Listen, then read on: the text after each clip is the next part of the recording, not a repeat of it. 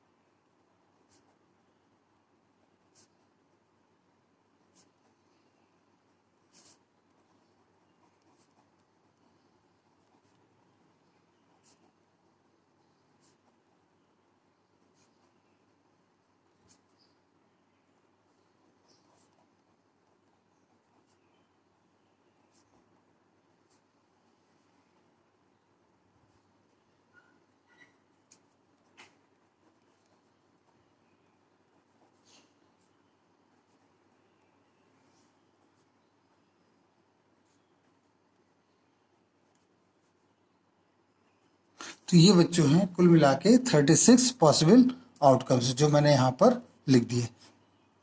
Question में देखिए क्या कह रहा है। Two different dice are thrown और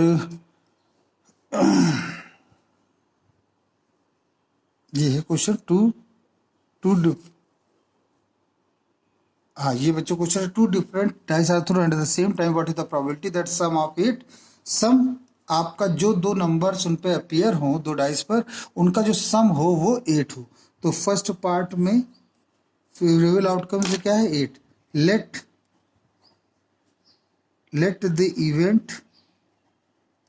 event of sum of 8 B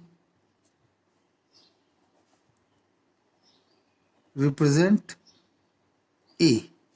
मान लेते हैं उस इवेंट को जो कि सम क्या बता रहा है 8, उसको हम ए से रिप्रेजेंट करते हैं। तो ए के केस में वो कौन कौन सी घटनाएं होंगी। तो आइए लिखते हैं। 8 चाहिए तो 8 के लिए देखिए 6 2 होगा और फिर 2 6 होगा, 4 4 होगा। इसके अलावा सोचिए कोई बच्चों, बस 5 3, वेरी गुड, 3 5 और 2 6 6 2 हो गया, 3 हो गया, 4 हो गया, 5 हो गया। इसके अलावा आप कोई ऑप्शन नहीं होगा। तो कुल मिला के आपके पास फेवर कितने हैं 5। तो पीए क्या लिखेंगे 5/36। ये पहले पार्ट का आंसर हुआ। सेकंड पार्ट का देखिए क्या कह रहा है 10 हो। तो इस अवस्था में हम मान लेते हैं जो सम 10 को रिप्रेजेंट करने वाला इवेंट बी है। तो बी के केस में 10 कैसे आएगा 6 और 4 हो और एक 4 और 6 हो और 5 और 5 हो और बस। इसके अलावा कोई सोचिए नहीं होगा। 6 4 6 6 4 5 5, इसके अलावा आपको नहीं मिले। तो ये कुल मिला के कितने हो गए, ये 3 हो गए। तो इस अवस्था में पी बी कितना होगा 3/36। इसका आंसर। नेक्स्ट क्वेश्चन है आपका एटलीस्ट की इवेंट को हमने सी से रिप्रेजेंट किया। और एटलीस्ट का मतलब क्या होता है। एटलीस्ट का मतलब होता है कम से कम। तो यहां पर उन्होंने लिखा है एटलीस्ट सम कितना हो 8। तो इसको हम कैसे रिप्रेजेंट करेंगे, कम से कम एटलीस्ट सम 8 हो, दैट मीन्स सम कम से कम सम 10 हो। अब ये बहुत अच्छा क्वेश्चन है, 10 हो तो उससे कम भी हो सकता है ना। अगर एटलीस्ट सम 10 हो तो इसका मतलब क्या हो गया, 10 हो, कम से कम 10 तो हो ही हो, या उससे ज्यादा हो। तो 10 हो या 11 हो तो दैट मीन्स सम आइदर 10, 11 और 12। तो अगर 10 होगा तो भी आपकी विश पूरी होगी, 11 होगा तो भी विश पूरी होगी, और 12 होगा तो भी विश पूरी होगी। तो इस अवस्था में सबसे पहले 10 के केस को देख लेते हैं। 6 4 4 6 5 5, तो ये तो आपका बना 10 का केस हो गया। 11 के केस में देखें 6 5 एंड 5 6, ये हो गया 11 का केस, के अलावा बनेगा नहीं आपको कोई।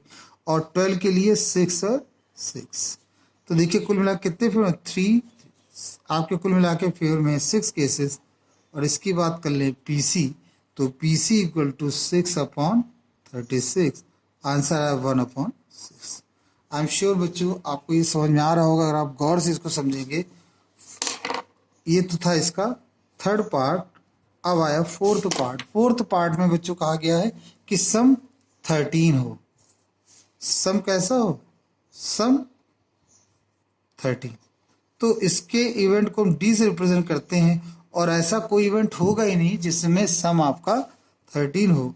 तो उस केस में हम क्या कहेंगे, 0, क्योंकि कोई भी ऐसे आप दो डाइस फेंके उनका सम 13 हो ही नहीं सकता।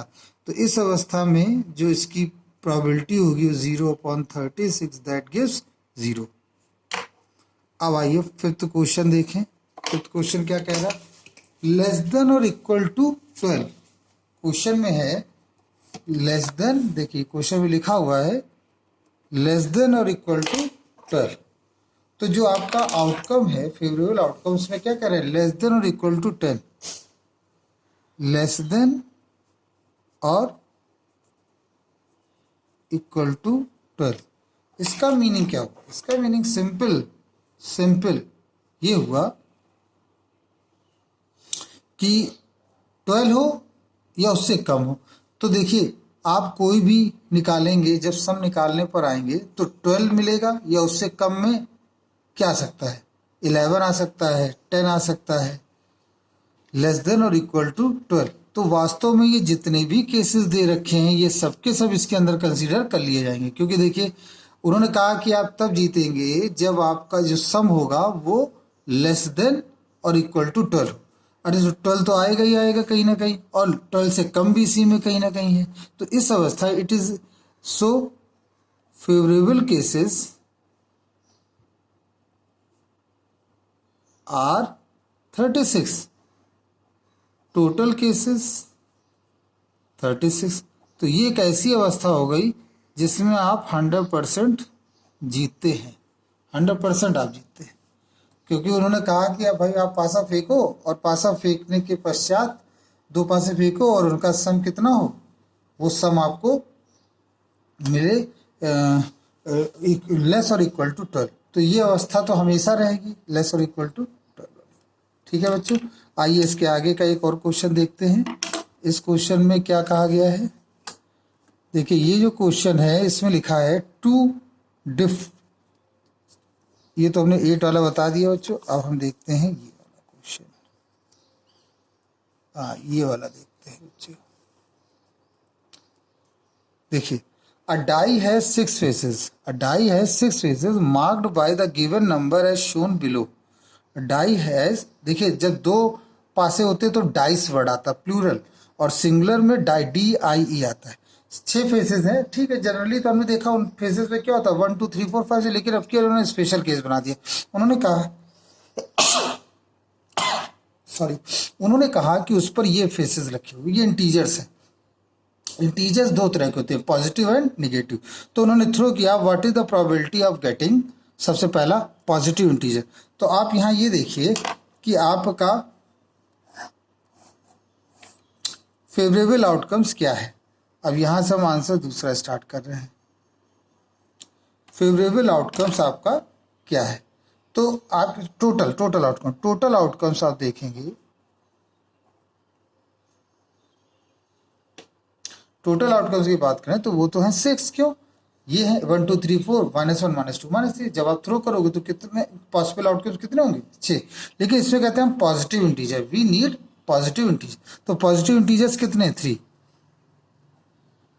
Case of positive integers equal to ये 1 है, 2 है, 3 है और ये कितने हो गए? 3।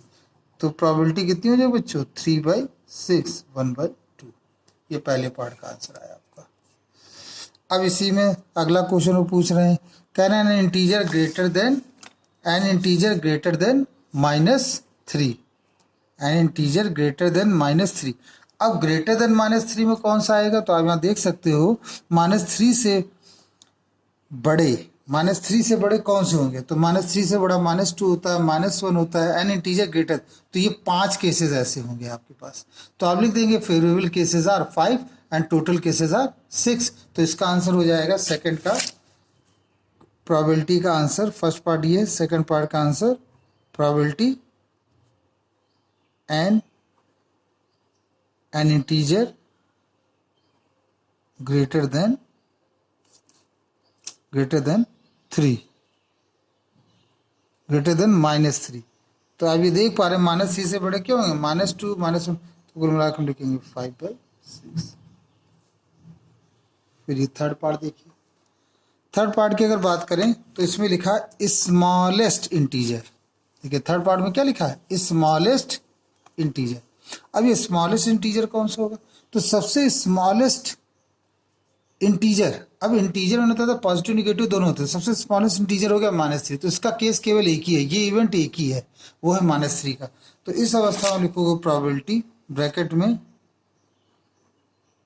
Smallest integer equal to 1/6। ये इसका आंसर हो गया 1/6।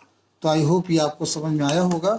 ये काफ़ी इम्पॉर्टेंट क्वेश्चन थे जो मैंने आपको डिस्कस कराए। इनको बार बार देखिए, इसको लाइक करिए और दूसरे बच्चों को भी शेयर करिए जिससे कि वो इन चीज़ों को समझ सकें। Thank you very much.